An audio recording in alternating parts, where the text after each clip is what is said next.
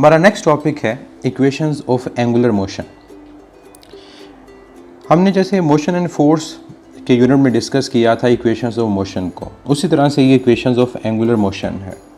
हमने करना ये है कि हमने लीनियर मोशन के अंदर जो क्वांटिटीज़ हैं उनको रिप्लेस कर देना है एंगुलर के साथ। जैसे डिस्प्लेसमेंट की जगह एंगुलर डिस्प्लेसमेंट, वेलोसिटी की जगह एंगुलर वेलोसिटी, एक्सेलेरेशन की जगह एंगुलर एक्सेलेरेशन, मास की जगह moment of inertia I, momentum की जगह एंगुलर मोमेंटम L, और इसी तरह फोर्स का जो रोटेशनल एनालॉग है दैट इज़ टॉर्क। अब जो इक्वेशंस थी हम उनमें ये रिप्लेस करेंगे। जैसे फर्स्ट इक्वेशन थी VF is equal to VI plus AT, तो यहाँ पर होगा omega F is equal to omega I plus alpha into T। Second equation of motion हमारे पास थी S is equal to VIT plus half AT square, तो यहाँ पर जो इक्वेशन हमारे पास होगी वो क्या होगी, theta is equal to omega IT plus half alpha T square. अब लेट से जो बॉडी रोटेट कर रही है वो स्टार्ट करती है अपनी मोशन रेस्ट से, तो ओमेगा I की जगह अगर हम ज़ीरो रिप्लेस करें तो थीटा का रिलेशन आ जाएगा हाफ एल्फ़ा T स्क्वायर। तो ये रिलेशन इंपॉर्टेंट है कि जब हमें एंगुलर एक्सेलेरेशन गिवन हो, टाइम गिवन हो और हमने थीटा कैलकुलेट करना हो। इसकी आगे देखेंगे एग्जांपल्स भी। Third equation 2 alpha theta is equal to omega F square minus omega I square.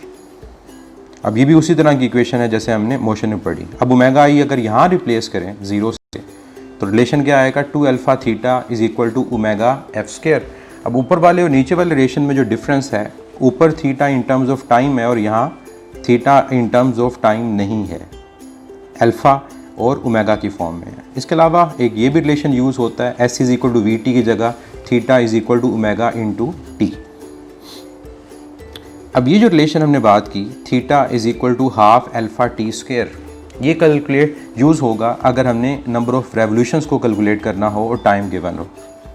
अब यहाँ पर एक बात याद रखें, जैसे हमने मोशन के केस में पढ़ा था total distance covered in nth second, इसी तरह से हमसे यहाँ पर MCQ पूछा जा सकता है calculate number of revolutions in nth second.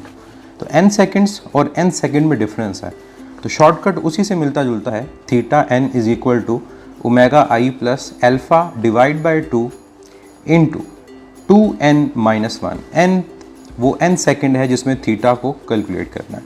और यहाँ एक बात का ख्याल रखिए कि हमारा जो आंसर यहाँ पर आएगा वो रेडियन में आएगा, तो उसको नंबर ऑफ़ रेवोल्यूशंस में कन्वर्ट करने के लिए या रोटेशंस में कन्वर्ट करने के लिए हम 2 पाई से डिवाइड करेंगे।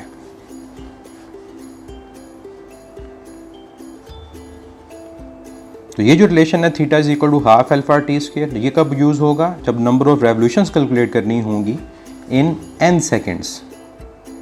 तो ये डिफरेंस आपने याद रखना है n और nth में क्या है, जिसकी प्रैक्टिस भी हम आगे करते हैं किसी MCQ की फॉर्म में।